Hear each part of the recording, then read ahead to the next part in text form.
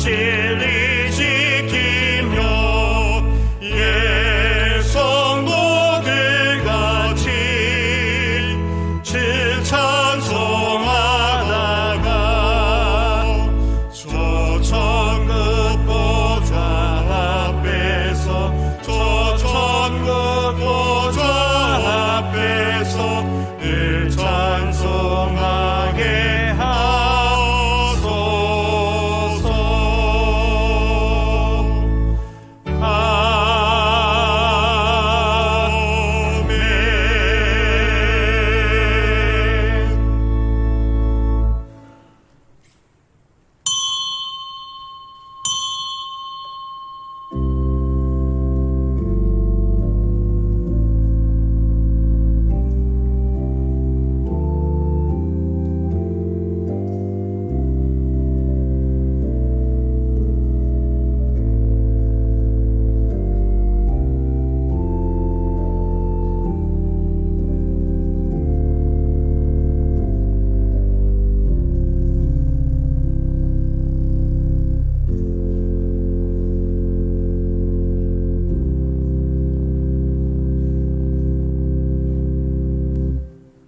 하나님은 영이시니 예배하는 자가 신령과 진정으로 예배할지니라.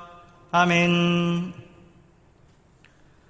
다 같이 찬송가 21장 함께 찬송하시겠습니다.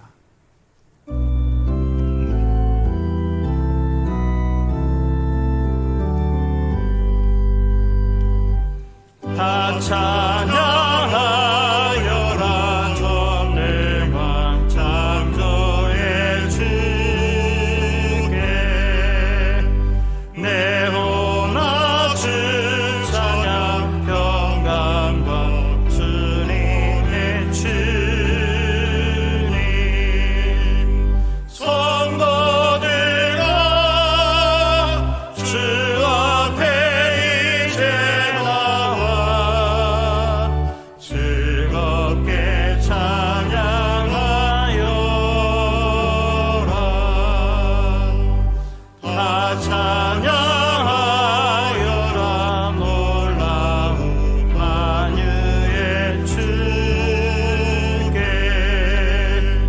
포근한 날개 믿는 품어주시는 주님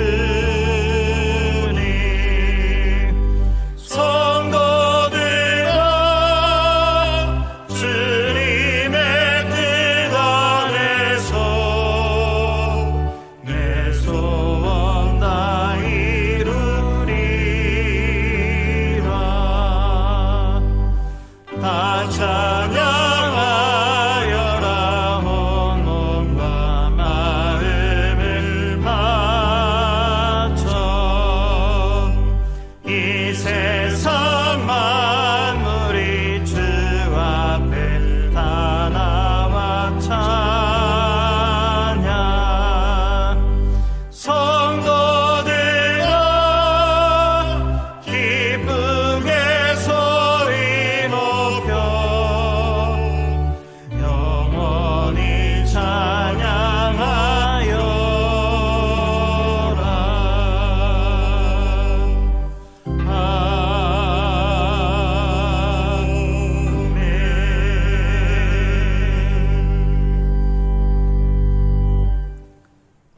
죄악으로 죽는 것을 원치 않으시고 믿음으로 영생에 이르는 것을 기뻐하시는 주님이시여 진심으로 죄를 뉘우치고 거룩한 복을 굳게 믿사오니 우리를 용납하여 주시옵소서. 주 예수 그리스도 이름으로 비옵나이다. 아멘.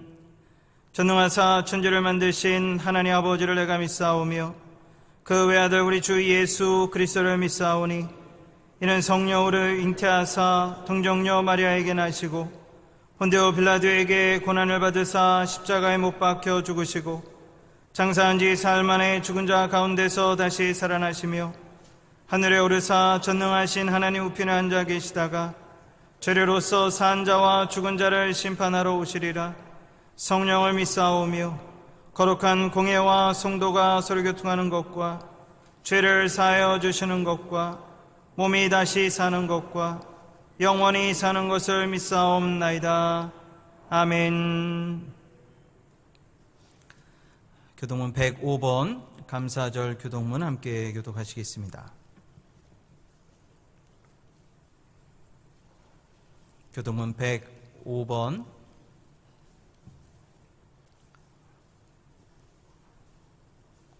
교동문 105번 감사절 교동문 함께 교독하시겠습니다. 여호와께 감사하라. 그는 선하시며 여호와께 감사하고 그의 이름을 불러 아뢰며 그들이 광야 사막길에서 방황하며 거주할 성읍을 찾지 못하고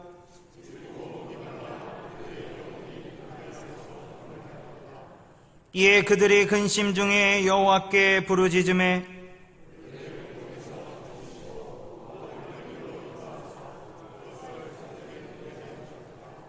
여호와의 인자하심과 인생에게 행하신 기적으로 말미암아 그를 찬송할지로다.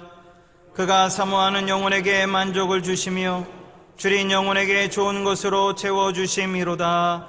아멘.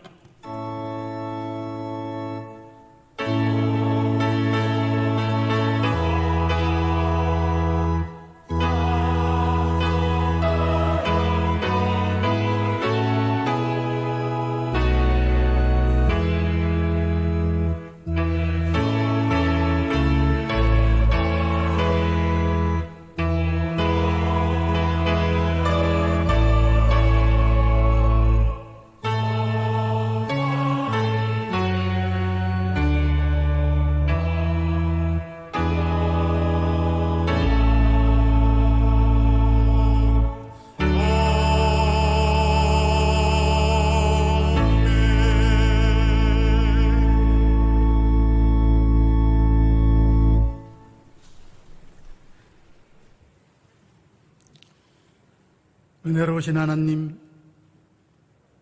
저희들을 사랑하셔서 예배로 불러주시니 감사를 드립니다.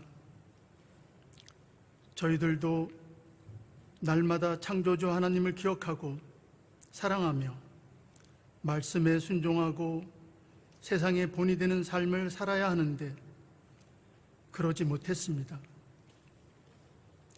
신앙에 비추어 볼 때도 성경은 들었지만 이웃에게 전하지 않았고, 기도는 했으나 걱정하는 삶을 살았고, 찬송은 그저 입술로만 부르는 노래가 되었습니다.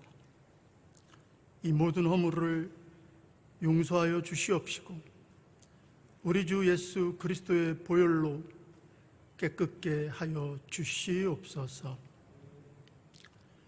아버지 하나님, 요즘 계속되는 재앙으로 인해 너무 힘들고 무엇을 어떻게 해야 할지 모르지만 시련을 주시는 것도 아픔을 겪게 하는 것도 흐르는 눈물도 모두가 창조주 하나님의 사랑이고 저희들을 성장 발전시키기 위한 하나님의 선물입니다. 그럼에도 창조주 하나님을 더욱 사랑하고 주어진 삶에 감사하며 장차 받을 멸류관을 위해 달려나가는 저희들이 다 될 수 있도록 은혜 베풀어 주시옵소서. 아버지 하나님, 설림교회 청소년들을 위해 기도드립니다. 바라옵기는 저희 자녀들이 잘 되기를 원합니다.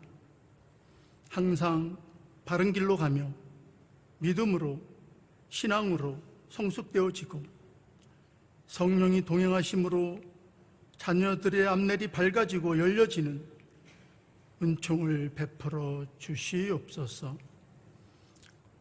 저희 성도님들 형편 사정을 다 아시는 주님, 그 사정과 형편을 살펴 주시옵소서. 하나님의 도우심이 아니면 누구도 해결할 수 없는 어려움에 있을지라도 치유되고 회복되는 역사를 이루어 주시옵소서. 아프리카를 위해 기도드립니다.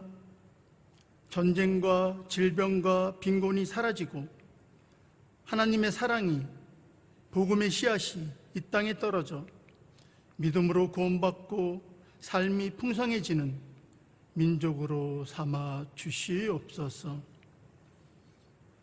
이 시간 올려드리는 성가대 찬양소리, 하나님께는 영광이며 저희들에겐 은혜가 되게 하여 주시옵소서.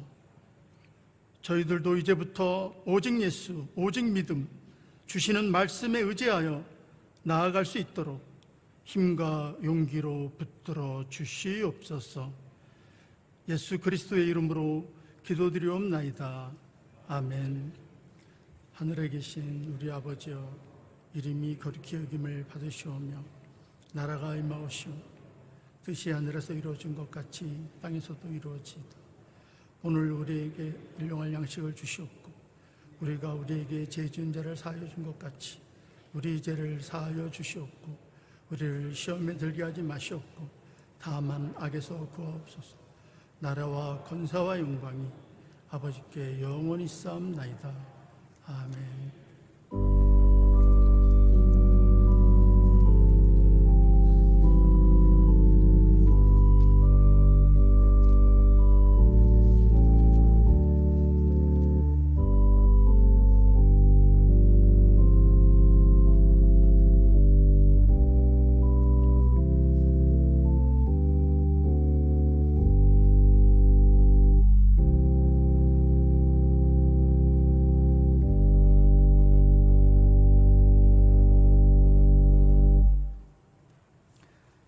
다 같이 찬송가 634장, 찬송가 634장 함께 찬송하심으로 들으신 예물 하나님께 봉헌하시겠습니다. 모든 것이 주께로부터 왔으니 이 예물을 주께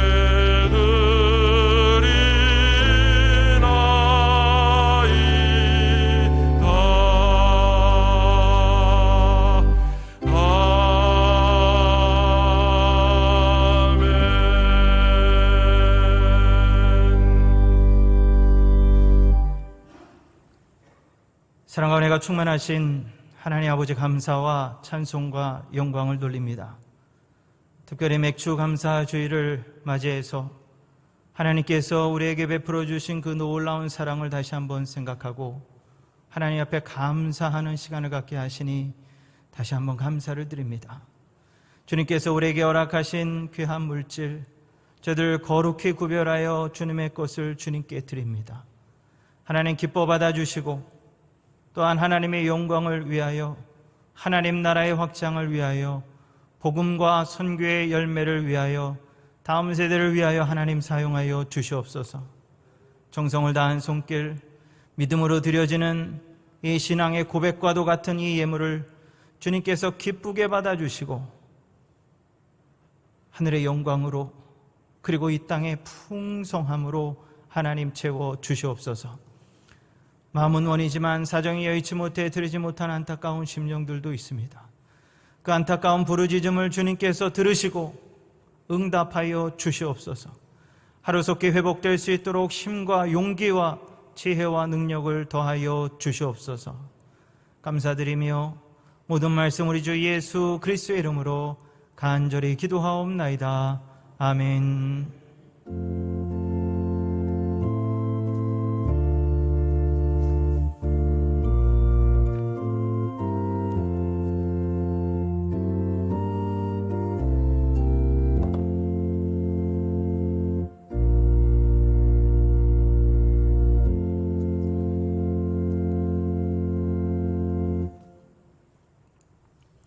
함께 인사하시겠습니다. 할렐루야. 네, 주님의 은총이 함께 하시길 간절히 축원을 드립니다. 네, 우리 전후 좌우에 계신 분들과 우리 반가운 인사하시겠습니다. 반갑습니다. 축복합니다. 오늘 잘 나오셨습니다. 감사합니다. 네, 자리에 앉아주시고요. 또 온라인으로 함께 예배하시는 성도님들 주님의 이름으로 환영하고 축복합니다. 하나님께서 여러분들 삶의 자리를 혹은 병상을 하나님께서 치유와 또 회복의 자리, 돌봄과 그리고 응답의 자리로 바꾸실 줄로 믿습니다. 우리와 함께 동일한 은혜로 함께 주실 줄로 믿습니다. 교회 소식 여러분들 주보 첫 페이지를 참고해 주시면 감사하겠습니다. 오늘 맥주 감사 주일입니다. 여러분들 정성껏 예물 준비하셨는데 다시 한번 감사를 드리고 로비 헌금함에 여러분들 내셨는데요. 혹시 잊으신 분들은 로비 헌금함에 헌금 드리시면 됩니다. 그리고 이번 주 잊으신 분들도 준비 못하신 분들도 다음 주 계속해서 여러분들 들으실 수 있으니까요. 정성껏 준비해 주시면 감사하겠습니다. 2021년 여름 성경학교 시작을 합니다. 다윗 구조대라는 그러한 제목으로 시작을 하는데요. 이번 토요일 날 시작을 합니다. 이번 토요일 7월 10일입니다. 그리고 11일 주일, 그리고 18일 주일, 25일 주일 그렇게 4번에 걸쳐서 여름 성경학교가 진행이 됩니다. 특별히 이 코로나 팬데믹 상황에서 우리가 안전하게 진행하기 위해서 또 현장에서는 예배당에서는 방역수칙 잘 지키면서 우리가 진행을 하고 또 온라인으로 함께 합니다.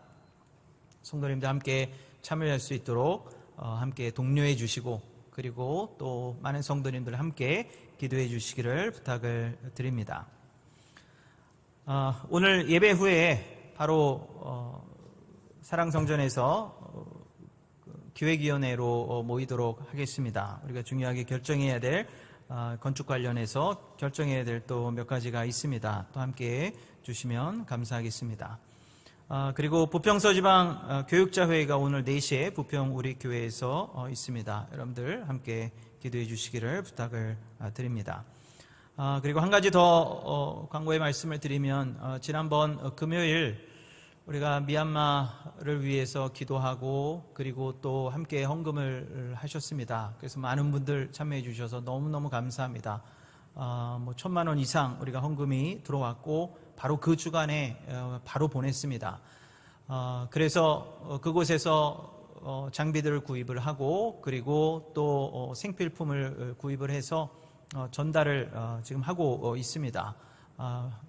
그 편지와 그 사진이 도착했는데요. 오늘 잠깐 좀 보시면 제너레이터도 우리가 구입을 했고 그리고 산소 농축기도 구입을 했고 그리고 산소 탱크도 구입을 했습니다. 그리고 지금 이 사진에 나타나 있지 않지만 식량들도 그리고 생필품도 한 트럭에 실려서 전달되어지는 그런 것도 우리가 사진으로 보고를 받았습니다. 편지도 보고를 받았는데요. 얼마를 받았고 그리고 또 어떻게 진행되고 있음을 잘 설명하고 계십니다. 지난 6월 한 달 동안에 270명이 사망을 했답니다. 나라 전체가 아니라 지금 카일 그 시티 바로 그 지역 한 지역에서 270명이 사망을 했고 그리고 6월 한 달 이거를 받은 것이 한 6월 26일쯤 저희가 편지를 받았는데 그때까지만 목사님들만 22분이 돌아가셨는데요. 오늘 지금 또 미얀마 목사님이 말씀하시는 것은 이 보고가 있은 이후에 오늘까지 추가로 17분의 목사님들이 코로나19로 소천하셨다라는 그러한 소식을 전해왔습니다. 얼마나 지금 상황이 위급하고 그리고 또 통제가 되지 않는지 우리가 볼 수 있는 그런 상황입니다. 특별히 미얀마 그리고 또 미얀마뿐만이 아니라 지금 필리핀도 마찬가지고 파키스탄, 인도 마찬가지입니다. 여러 나라 아직도 이 코로나19로 또 우리도 힘들지만 더 어려운 그 나라들을 위해서 여러분 계속해서 기도해 주시기를 부탁을 드리고 또 함께 기도해 주시고 또 함께 후원해 주셔서 다시 한번 감사드립니다. 구체적인 영수증과 그리고 보낸 그 모든 내역 그리고 그곳에서 전달되어지는 것 우리가 다 사진으로 받았고 그리고 또 자료로도 받았습니다. 오늘 선교부장님과 함께 나누도록 하겠습니다. 네, 오늘 맥주 감사 주일입니다. 맥주 감사 주일. 그래서 오늘 제목은 첫 열매를 드립니다. 첫 열매를 드립니다. 라는 그런 제목으로 함께 은혜를 나누고자 합니다. 오늘 본문에서 하나님께서는 이스라엘 백성들에게 3가지 절기를 지킬 것을 말씀하고 계십니다. 오늘 14절 말씀 보면 너는 매년 3번 내게 절기를 지킬지니라. 그렇게 3번 절기인데 어떤 절기입니까? 첫 번째, 무교병의 절기를 지키라 라고 말씀하고 계십니다. 무교절입니다. 무교절은 여러분들 아시다시피 애굽에서 출애굽하는 바로 그때를 감사하며 하나님께서 구원해 주신 것에 감사하면서 그 절기를 지킬 것을 말씀하십니다. 두 번째는 첫 열매를 추수해서 드리는 바로 맥추절입니다. 16절 말씀 보면 맥추절을 지키라. 이는 내가 수고하여 밭에 뿌린 것에 첫 열매를 거둠이니라. 첫 열매를 거두었을 때 하나님 앞에 드릴 것을 말씀하고 있습니다. 세 번째 절기는 수장절입니다. 내가 수고하여 이룬 것을 연말의 밭에서부터 거두어 저장함이니라. 추수한 것을 저장하는 그러한 것을 기념하면서 하나님 앞에 감사의 그러한 절기를 지키라라고 말씀하고 있습니다. 이 세 가지 절기, 우리가 지금 지키고 있는 그러한 절기입니다. 맥추절과 그리고 수장절은 추수감사절로 우리가 지키고 있습니다. 이 세 절기 중에서 좀 독특한 그러한 절기가 바로 맥추절입니다. 정말 이해하기 힘든 그러한 감사 절기입니다. 유기성 목사님이 그 설교 중에서 첫 열매는 하나님의 것입니다 라는 그러한 설교 제목으로 말씀을 하실 때 이런 말씀을 하십니다. 많은 사람들이 이 맥추감사절을 추수감사절보다 못한 절기로 생각하고 있다는 것입니다. 첫 번째 열매를 하나님 앞에 드리는 것이 얼마나 중요한지 모르고, 그리고 그러한 절기가 있는 줄도 모르고 그냥 지나치는 경우도 참 많이 있고, 추수감사절은 큰 것, 맥추감사절은 작은 것, 그래서 맥추감사절은 안 지켜도 되고 그냥 지나가도 되는 그러한 절기처럼 그렇게 여기는 경향이 있다라고 그렇게 말씀합니다. 그런데 실제는 그렇지 않습니다. 하나님께서 세 가지를 반드시 지키라라고 말씀하고 있습니다. 레위기 23장 14절 말씀 보면 이는 너희가 거주하는 각 처에서 대대로 지킬 영원한 규례니라 라고 그렇게 말씀하고 있습니다. 각 처에서 대대로 지킬 영원한 규례로서 말씀을 하고 계십니다. 유기성 목사님은 그 설교에서 그런 말씀을 하십니다. 한번 여러분들 한번 상상해 보시기 바랍니다. 첫 번째 추수했을 때 그 첫 번째 열매를 수확한 그 곡물을 하나님 앞에 바치라라고 지금 말씀하고 계십니다. 이스라엘 백성들이 광야 40년 동안 내내 만나와 메추라기를 먹었습니다. 그리고 애굽 땅에서 그들이 추수하고 곡식을 먹었던 것을 기억하는 사람들은 광야에서 다 죽었습니다. 지금 이스라엘 백성들이 그 맛을 아는 사람들, 만나만 태어나서부터 지금까지 만나만 먹어왔기 때문에 그 곡식의 맛을 알지 못합니다. 그런데 가나안 땅에 들어가서 씨를 뿌리고 첫 번째 수확하게 됩니다. 첫 번째 수확하는 그 이삭을 바라보면서 얼마나 먹어보고 싶었겠습니까? 얼마나 맛을 보고 싶었겠습니까? 과연 이 맛이 어떤 맛일까? 이게 무슨 맛일까? 그러면서 정말로 먹어보고 싶었는데 하나님께서 미리 40년 전에 말씀하시고 명령하신 겁니다. 절대로 첫 이삭을 먹지 말라라고 명령하십니다. 레위기 23장 10절과 14절 말씀입니다. 너희 곡물의 첫 이삭 한 단을 제사장에게로 가져갈 것이요 너희 하나님께 예물을 가져오는 그날까지 떡이든지 볶은 곡식이든지 생 이삭이든지 먹지 말지니. 이미 40년 전에 하나님께서 그렇게 명령을 하신 겁니다. 이스라엘 백성들이 먹고 싶어도, 맛을 보고 싶어도 첫 이삭 하나님 앞에 드리기 전에는 생 이삭도 먹지 못했습니다. 왜 하나님께서 그런 명령을 주셨을까? 왜 하나님께서 그것을 먹지 말라고 하셨을까? 시작부터 감사하라는 겁니다.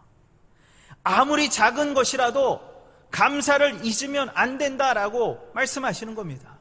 첫 번째 수확, 첫 번째 열매, 그것을 하나님 앞에 드리고, 그리고 우리가 감사하고 그 다음에 우리가 그 수확한 것을, 그 수확의 기쁨을 누릴 것을 말씀하고 있습니다. 많은 경우에 있어서 우리는 끝난 후에 감사하려고 합니다. 하나님, 이렇게 셈해 보니까 이렇게 많이 주셨습니다. 감사합니다. 하나님, 이렇게 다 정산해 보니까 주신 것이 너무너무 많습니다. 하나님 감사합니다. 올 연말에 내가 수확한 것을 다 정산해서 하나님 앞에 감사하겠습니다. 그 마음이 사실 우리들 마음속에 있습니다. 그런데 하나님께서 지금 우리에게 말씀하시는 이 부분은 첫 열매를 드리라라고 말씀하시는 것은 시작부터 하나님께 감사하는 것을 소홀히 여기지 말 것을 말씀하고 있는 그런 부분입니다. 보통 첫 번째 나오는 열매는 어떻습니까? 크고 탐스러운 것이 열립니까? 그렇지 않습니다. 보잘것 없습니다. 작습니다. 우리 샐러리도 어떻습니까? 우리 봉급도 마찬가지입니다. 첫 번째 받는 봉급은 크지 않습니다. 첫 번째 봉급에서 점점 봉급이 늘어나고 그리고 직위가 올라갑니다. 그리고 때가 되면 첫 번째 나오는 것보다 이제 수확에 처리되고 그리고 재처리 되면 더 탐스러운 그런 과일과 탐스럽게 그렇게 곡식이 열매를 맺습니다. 그런데 왜 첫 번째 그 보잘것 없는 것을 하나님 앞에 드리라라고 말씀하고 있을까? 이것이 바로 하나님께서 우리에게 은혜를 주시는 과정이기 때문에 그렇습니다. 학자들에 따라서는 이 맥추절이 보리 맥자를 써서 우리는 맥추절이다라고 하는데, 사실 이스라엘 백성들이 첫 번째 드린 헌물은 이삭이었다, 밀 이삭이었다라고 그렇게 이야기하는 학자들도 있습니다. 그런데 그게 무엇이 중요하겠습니까? 첫 번째 수확한 것이 밀이든 그리고 보리든 쌀이든 상관이 없습니다. 첫 번째 수확한 것, 그것을 하나님 앞에 드리라라고 말씀하고 있습니다. 혹자는 또 그렇게 이야기합니다. 이것은 율법 아닙니까? 이스라엘의 의식법에 속하기 때문에 세 가지 절기 지키라고 말씀하셨는데 우리가 율법을 지금 안 지키지 않습니까? 지금 6월절을 우리가 어디 지키고 있습니까? 그런데 왜 맥추절과 추수감사절은 꼭 지켜야 됩니까? 이거 지킬 필요 없는 거 아닙니까? 라고 이야기하는 분들도 있습니다. 우리가 왜 6월절을 안 지킵니까? 잘 생각해 보시기 바랍니다. 구약시대에 그들에게 있어서 6월절은 무슨 의미입니까? 출애굽하는 의미입니다. 하나님께서 저들을 구원해 주신 것에 대한 감사의 절기로 지키는 겁니다. 신약시대 예수님께서 이 땅에 오셨습니다. 하나님께서 이 땅에 오셨습니다. 구원자 예수 그리스도를 경험한 우리는 어떠한 절기를 지킵니까? 하나님께서 이 땅에 인간으로 오신 성탄절을 우리가 기념하면서 지키고 있지 않습니까? 우리 죄를 사하시기 위해서 십자가에 달려 죽으시고 부활하신 것을 기념하기 위해서 부활절을 우리가 지키지 않습니까? 매 주일이 부활주일이고 매 주일이 주님께서 우리를 구원하시고 그리고 부활하신 것을 기념하는 주의 날로서 주일을 우리가 지키고 있지 않습니까? 왜 우리가 안 지킵니까? 6월절 그들은 그것밖에 경험하지 못했기 때문에 그렇습니다. 그러나 우리는 더 많은 것을 경험했기에 매 주일 우리가 하나님 앞에 예배하며 감사하는 그 절기를 지키고 있습니다. 우리가 지켜야 되는 그러한 부분들입니다. 우리가 구원받은 것을 기념하면서 우리가 그 절기들을 지킵니다. 그리고 맥추절은 이거 한국에 있는 좀 독특한 그러한 절기 아닙니까? 라고 그렇게 이야기를 합니다. 한국의 신앙이 반영된 이건 한국산입니다 라고 그렇게 이야기합니다. 그렇게 비판을 하곤 합니다. 맞습니다. 구약의 율법주의적인 그러한 절기가 아니라 엄밀하게 따지면 이 맥추절은 우리 한국산입니다. 한국 사람들의 삶 속에서 우리의 그러한 심성이 녹아져 있고 문화가 녹아져 있고 우리의 기후가 녹아져 있고 그리고 우리의 곡식이 녹아져 있는 그러한 절기입니다. 왜 6월달이 지나고 왜 7월 첫째 우리가 맥추절을 지킵니까? 원래 성경적 의미에는 원래 5월달, 4월달 지켜야 되는 거 아니냐라고 그렇게 이야기를 합니다.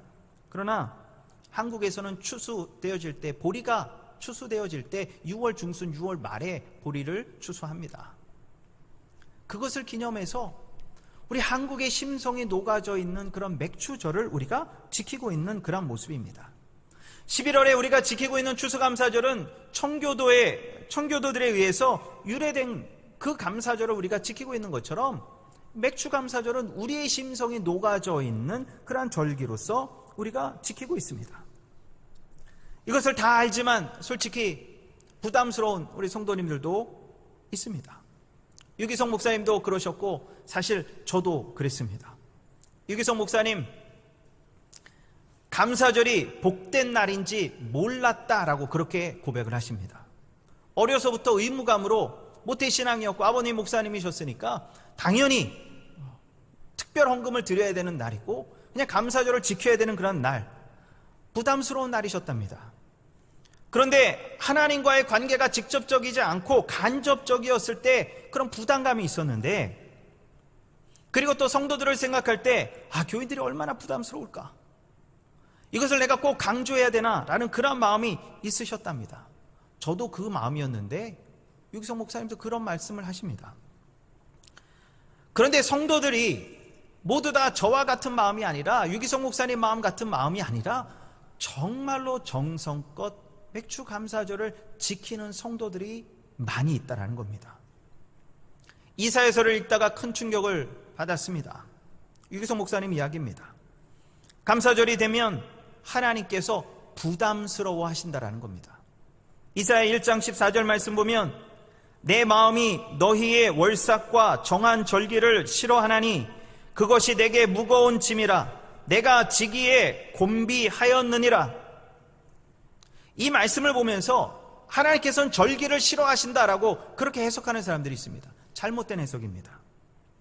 왜 하나님께서 너희의 월삭과 정한 절기를 싫어하십니까? 하나님께서 부담스러우실 것이 무엇이 있습니까? 우리가 헌금을 준비해서, 우리가 재물을 준비해서 하나님 앞에 드리니까 우리가 부담스러워야 되는 거 아닙니까? 우리가 부담이지 왜 받으시는 하나님께서 부담스러우십니까? 왜 짐이 되십니까? 감사절은 하나님께서 백성들의 재물을, 헌금을 받기만 하시는 날이 아니기 때문에 그렇습니다. 분명하게 그렇게 주는 백성들을 축복하시기로 약속하신 날이기 때문에 그렇습니다. 하나님께서도 복을 주시기로 약속한 날이시기 때문에 하나님께서 부담스러우신 겁니다. 잠언 3장 9절 10절 말씀 보면 내 재물과 내 소산물의 처음 익은 열매로 여호와를 공경하라. 그리하면 내 창고가 가득히 차고 내 포도즙 틀에 새 포도즙이 넘치리라. 하나님께서 우리에게 이러한 축복을 주실 것을 약속하셨습니다. 하나님께서 우리에게 복을 주시기를 약속하셨는데 복을 주시려고 보니까 그들의 재물이, 그들의 헌금이 너무나도 형식적인 그러한 모습이었다라는 겁니다. 말라기 1장 8절 말씀 보면 만군의 여호와가 이르노라 너희가 눈먼 희생제물을 바치는 것이 어찌 악하지 아니하며 저는 것, 병든 것을 드리는 것이 어찌 악하지 아니하냐. 이제 그것을 너희 총독에게 드려보라. 그가 너를 기뻐하겠으며 너를 받아주겠느냐. 하나님 앞에 드려지는 그 제물이 정말 우리의 마음을 다한, 정성을 다한 그러한 제물이 아니라 너무나도 형식적인 그러한 제물, 그 눈먼 희생 제물, 병든 것을 드리는 것, 그냥 때우기 위해서 드렸던 그 예물을 보면서 하나님께서는 복을 주시기는 주셔야 되는데 이 제물을 보면서 복을 주시기 너무나도 부담스러우신 겁니다. 너무나도 짐이 되는 그러한 모습입니다. 하나님께서 우리에게 복을 주시는 그러한 과정이 있습니다. 먼저 우리에게 은혜를 베풀어 주십니다. 그리고 그 은혜를 누린 사람이 어떻게 합니까? 하나님 앞에 감사하고 하나님 앞에 영광을 돌리며 하나님께서 더 큰 은혜를 우리에게 주십니다. 이것이 하나님께서 우리에게 복을 주시는 그러한 과정입니다. 하나님께 우리가 감사할 때 더 큰 복을 주시는 줄로 믿습니다. 그런데 우리가 하나님 앞에 감사해야 되는데 감사가 표현되어지지 않는 겁니다. 감사하지 않는 겁니다. 그리고 감사한다라고 마음으로는 생각하고 있으면서도 우리 삶 속에서 그것이 드러나지 않을 때 그때 하나님께서 부담스러우신 겁니다.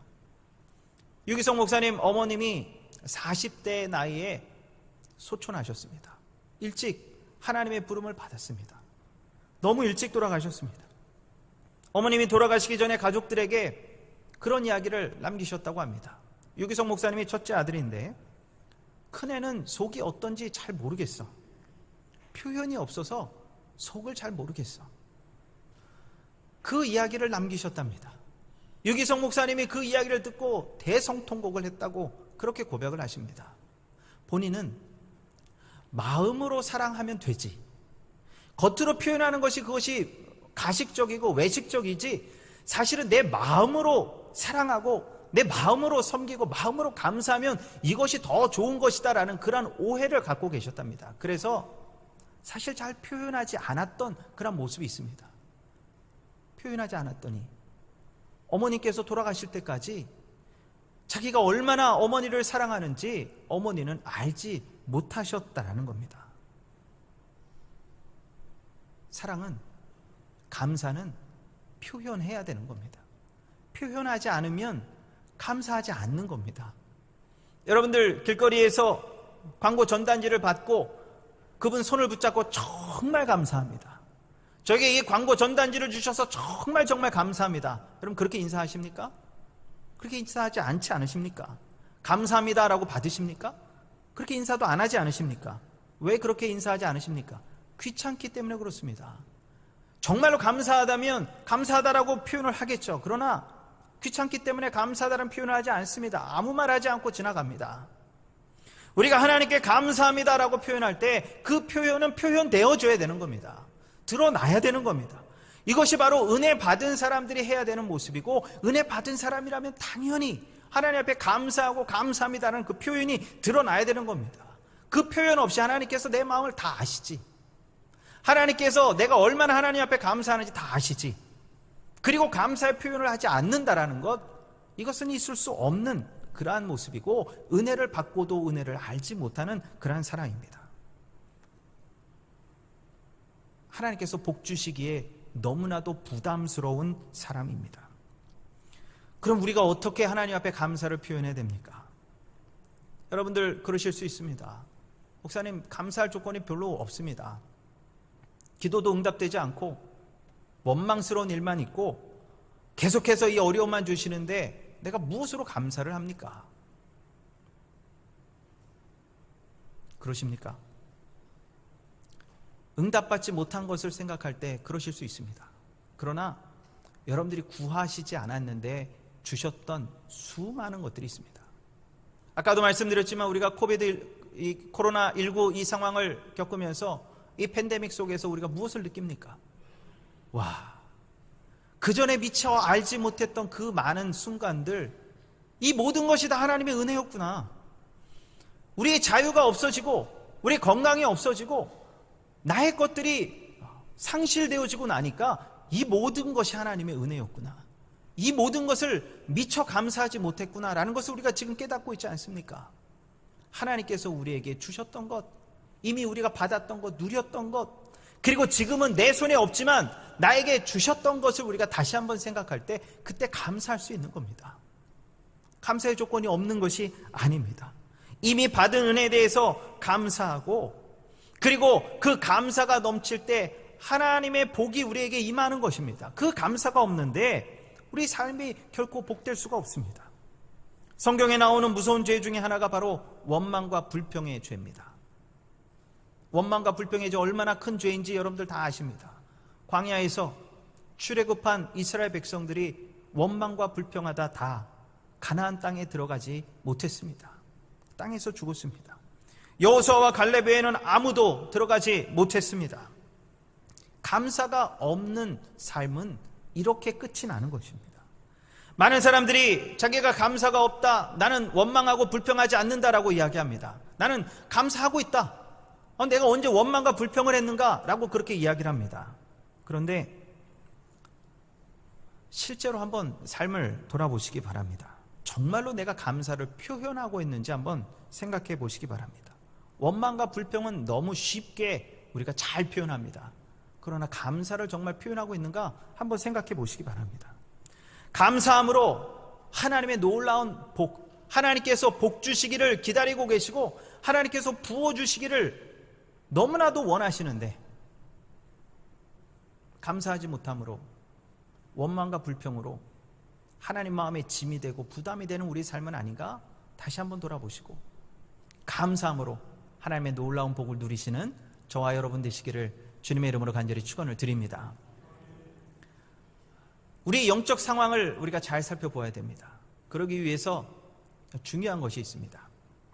내가 감사하고 있는가를 잘 살펴보기에 정말 좋은 그러한 기준이 되는 것은 첫 열매를 내가 어떻게 하고 있는가입니다. 이스라엘이 멸망해서 바벨론 포로로 잡혀갑니다. 그리고 느헤미야를 통해서 다시 예루살렘에 돌아와서 성벽이 재건되어지고 저들의 그러한 신앙이 회복되어지는 그러한 모습이 성경에 나옵니다. 그때 느헤미야 10장 35절에서 이스라엘 백성들이 결단하는 모습을 우리가 보게 됩니다. 10장 35절입니다. 해마다 우리 토지 소산의 만물과 각종 과목의 첫 열매를 여호와의 전에 드리기로 하였고, 저들의 신앙 회복의 첫 번째는 바로 첫 열매를 하나님께 드리는 것이었습니다.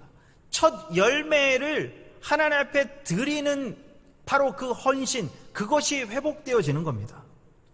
우리가 신앙이 흔들리고 나의 삶이 흔들리기 시작할 때 우리의 삶은 첫 열매를 하나님 앞에 드리는 것이 소홀해지기 시작합니다.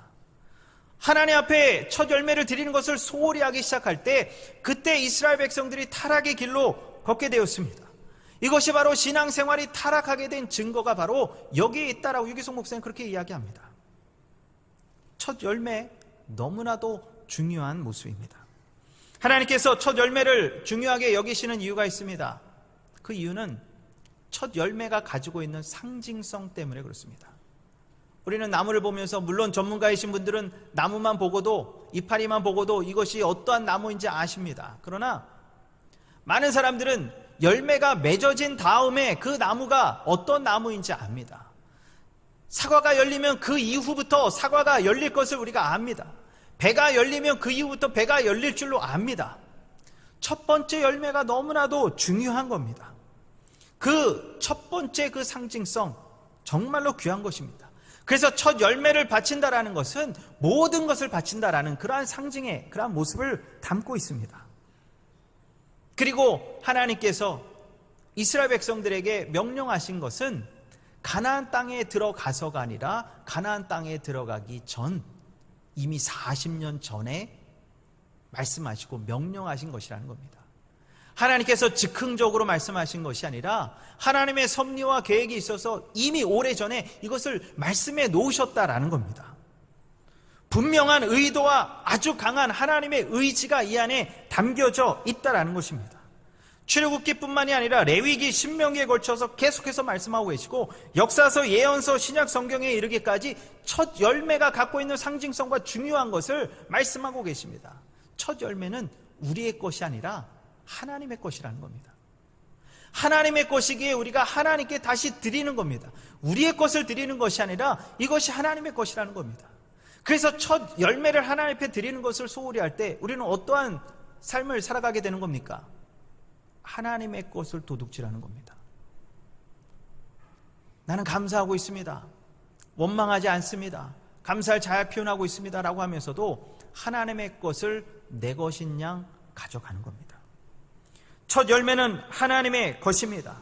우리의 것이 아니라 하나님의 것입니다. 첫 열매, 어떻게 보면 두 번째 익은 열매나 첫 번째 익은 열매나 뭐가 다릅니까? 비슷하지 않습니까? 오히려 더 작지 않습니까? 맞습니다. 더 작고 되게 보잘것없습니다. 그러나 의미적으로 다른 겁니다. 이것은 하나님의 것이다 라고 말씀하고 있습니다. 때때로 자녀들 중에서 첫 번째 월급을 타면 부모님께 선물로 가지고 옵니다. 부모님께 다 드리는 그러한 자녀들도 있습니다. 참 귀한 자녀들입니다. 또 부모님께 속옷을 사오는 그러한 자녀들도 있습니다. 첫 월급이 많고 적음을 떠나서 나를 그동안 키워주시고 그리고 교육시켜주시고 가르쳐주시고 양육해 주신 거 너무너무 감사합니다. 이 부모님의 것입니다 라고 드리는 그러한 자녀들이 있습니다. 부모님을 진심으로 존경하고 감사하고 사랑하고 있기 때문에 이것이 가능한 일입니다. 부모님께도 그렇게 하는데 창조주 하나님, 온 우주를 운행하시고 지금도 섭리하고 계시는 하나님, 이것이 하나님의 것인데 우리는 그것을 하나님께 제대로 드리고 있는가? 다시 한번 생각해 보아야 됩니다. 바벨론 포로에서 저들이 깨달은 것이 있습니다. 저들이 자유를 잃어버리고 그리고 예루살렘을 잃어버리고 성전을 잃어버려 보니까 저들이 무엇을 잘못했는지 깨달았습니다. 아, 우리가 첫 열매를, 하나님의 것을 우리가 먹었구나. 하나님의 것을 우리가 감추었구나. 그리고 하나님께 드려야 될 것을 제대로 드리지 못했구나. 그것을 깨달았습니다. 왜 그렇습니까? 교회에 대해서 비판하고 비난하는 많은 사람들이 있습니다. 특별히 이런 감사절에 대해서 비난하는 그러한 소리도 있습니다. 세 가지 절기, 6월절은, 무교절은 그냥 지나가면서 헌금이 되는 교회 재정을 넉넉하게 하는 맥추감사절, 추수감사절은 정확하게 지키라고 강조하는 교회는 이거는 교회 재정만 불리기 위한 거 아닙니까? 그런 의미에서 비난하는 그러한 목소리도 있습니다. 그런데 감사절의 의미를 우리가 잘 알아야 됩니다. 맥추감사절, 추수감사절은 그렇게 모여진 그것은 당시에 레위인들은 땅이 없었습니다. 그들이 밭 경장을 하지 않았습니다. 그리고 그들의 생활을 책임지도록 감사절을 통해서 곡식이 충분히 그들에게 전달되어지고 그들이 하나님의 그런 사역에 전념할 수 있도록 했던 그러한 모습이 그 안에 담겨져 있습니다. 이스라엘 백성들이 첫 열매 드리는 것을 소홀히 하고 감사절 지키는 것을 소홀히 하면서 레위인들에게 가야 될 그러한 재정적인 부분들이 가지 않았습니다.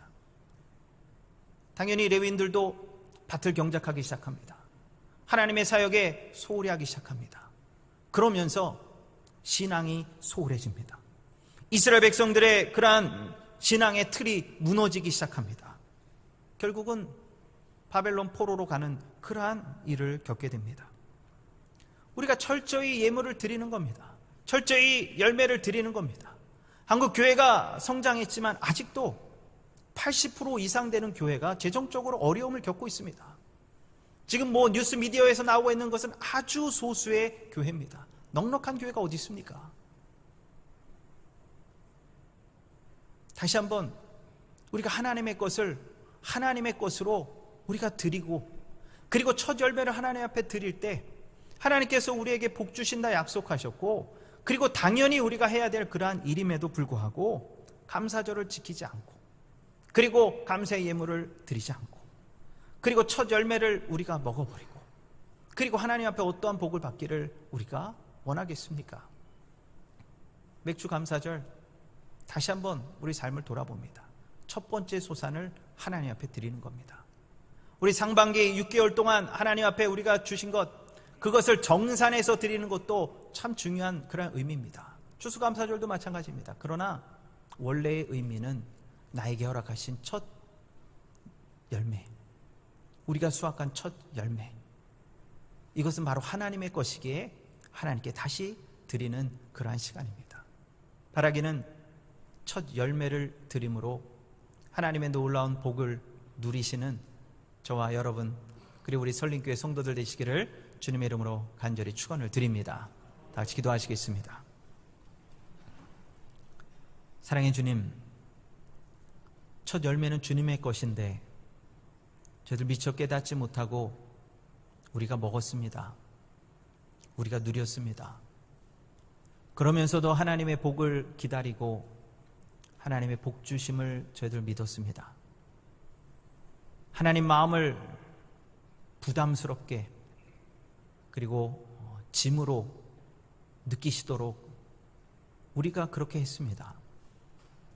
다시 한번 우리의 삶의 모습을 돌아보게 하시고 이 어려움을 통해서 다시 한번 하나님께서 우리에게 허락하셨던 수많은 감사의 또한 은혜의 그런 조건들이 기억나게 하시고 하나님 앞에 감사함으로 하나님의 놀라운 복을 누리는 우리 모두가 되도록 하나님 인도하여 주시옵소서. 참 어려운 교회들이 있습니다. 우리 지방도 참 재정적으로 어려움을 겪는 많은 비전교회들이 있습니다. 그리고 하나님의 사역을 마음껏 감당해야 됨에도 불구하고 재정적으로 어려워 마음껏 감당하지 못하는 우리의 모습도 있습니다. 우리가 부족하기에, 우리가 하나님의 것을 하나님의 것으로 드리지 않았기에 그러한 일이 있었음을 다시 한번 고백하고 회개합니다. 하나님 용서하여 주시고 저희들 다시 한번 첫 열매를 드림으로 하나님의 놀라운 복과 하나님의 은혜를 경험하는 우리 모두의 삶이 되도록 하나님 인도하여 주시옵소서. 감사드리며 모든 말씀 우리 주 예수 그리스도의 이름으로 간절히 기도하옵나이다. 아멘. 다 같이 찬송가 591장, 찬송가 591장 함께 찬송하시겠습니다.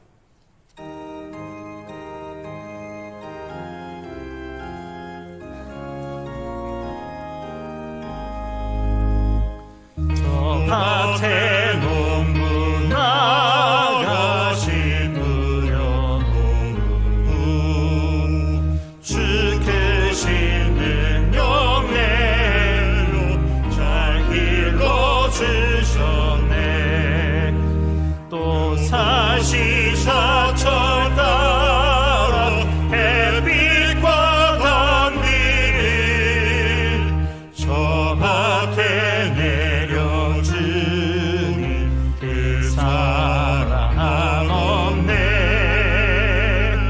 온갖 귀한 선물 주님이 주신 것, 그 풍성하신 은혜를 다 감사드리세.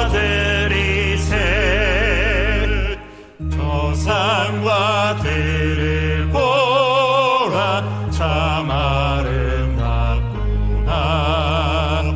길가에 고운 곳도 주님의 솜씨라. 저 공중 나는 새도 다 먹여주시니 그 사랑하는 자녀 돌보지 않으냐. 온갖 귀한 선물 주님이 주신 것, 그 풍성하신 은혜를 다 감사드리세. 기쁘려 거둔 곳이 주님의 은혜라. 우리의 몸과 마음 새 힘이 넘치네. 주 은혜 받은 우리 참 감사하면서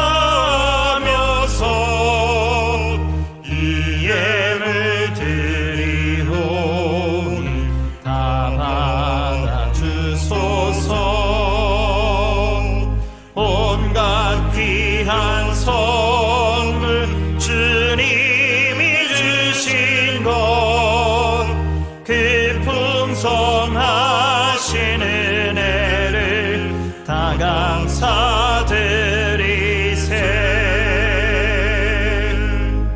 아멘.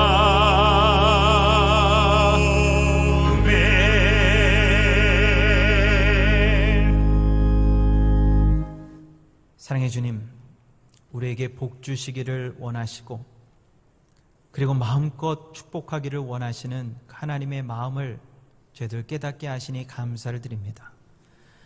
주님께서 마음껏 축복하실 수 있도록 저희들 주님의 것을 주님께 드리는 아름다운 성도들 되도록 하나님 인도하여 주시옵소서. 미처 알지 못하고 깨닫지 못했던 그들의 영혼이 있습니다. 지금 다시 한번 회개하오니 하나님 용서하여 주시고 주님의 것을 주님께 온전히 드리고 하나님의 놀라운 축복을 누리는 우리 모두의 삶이 되도록 하나님 인도하여 주시옵소서. 이제는 우리 주 예수 그리스도의 구속의 은혜와 아버지 하나님의 극진하신 사랑하심과 성령님의 감화 감동 역사 위로하심이 이 시간 주님 앞에 머리 숙인 사랑하는 귀한 백성들 각자의 삶과 가정과 기업과 자녀와 사랑하는 부모님들, 그리고 이 나라와 이 민족, 온 세계 위에 지금부터 영원토록 함께 하시기를 간절히 축원하옵나이다. 아멘.